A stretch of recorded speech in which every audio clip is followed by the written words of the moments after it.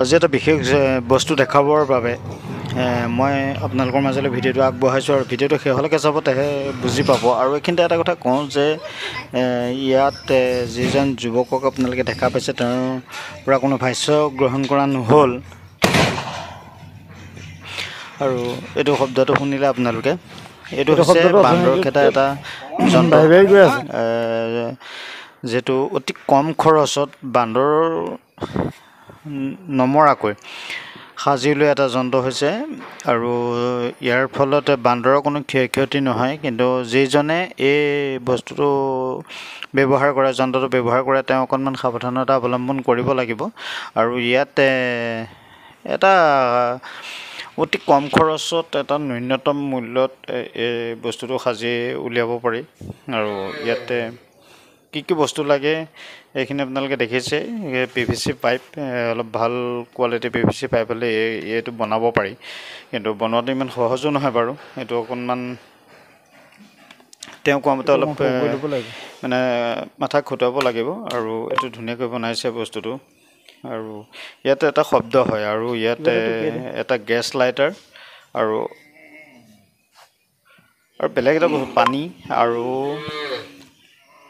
এটা বস্তু দিছে, যিটো বস্তুৰ নামটো এতিয়া মই প্ৰকাশ কৰি নিদিওঁ। যদি কাৰোবাৰ প্ৰয়োজন হয় তেখেতৰ ওচৰলৈ আহিলে, ৰাওনা গাঁৱৰে যুৱক, আৰু তেওঁ নিজা বহুত কষ্ট কৰি এই বস্তুটো সাজি উলিয়াইছে।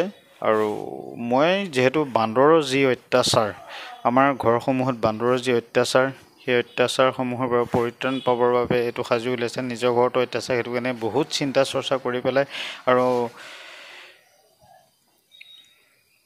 মোবাইলতো তেওঁ চাই মেলি এই বস্তুটো তেওঁ সাজি উলিয়াইছে।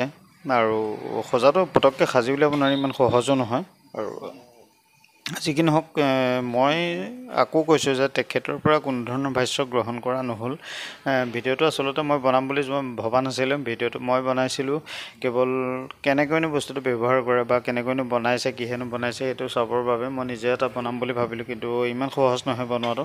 আৰু সেইবাবে তেওঁকে এটা বনাই দিবলৈ মই অৰ্ডাৰ দিলোঁ যে 600 টকামানৰ ভিতৰত এইটো হৈ যাব বুলি তেওঁ মোক ক'লে।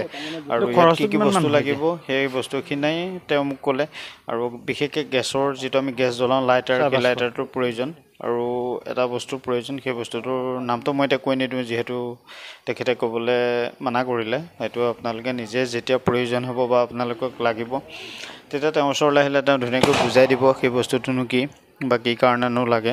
আৰু সঁচাকৈ আচৰিত যে এইটো আপুনি এইটো শব্দটো ফুটাই দিয়াৰ পিছত এটা বন্দুকৰ দৰে শব্দ ওলায়, কিন্তু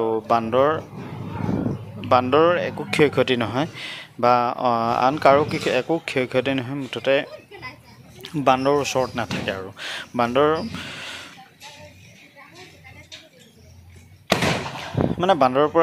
বান্দৰৰ যি অত্যাচাৰ, সেই অত্যাচাৰৰ পৰা মানে পৰিত্ৰাণ একমাত্ৰ উপায় মই দেখিলোঁ। আৰু মই তেওঁক সেইবাবে এটা লগালগ ক'লোঁ যে এটা মোকো লাগে বনাই দিব।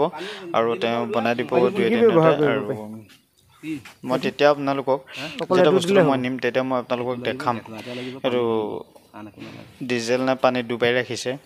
সেইটো এটা বস্তু। সেই বস্তুটো হ'লে আপুনি ধুনীয়াকৈ সেই কামটো মানে এই বন্দুকটো ফুটাব পাৰিব। এইটো গেছ লাইটাৰটো টিপা মাৰি, হয়তো গেছ লাইটাৰটো টিপা মাৰি দিলে এইটো সুন্দৰ মানে এটা সাংঘাতিক ধৰণৰ এটা শব্দ দিয়ে। আৰু ভিডিঅ'টো আগবঢ়ালোঁ, যিহেতু যদি আপোনালোকৰ প্ৰয়োজন হয় যোগাযোগ কৰিব পাৰে।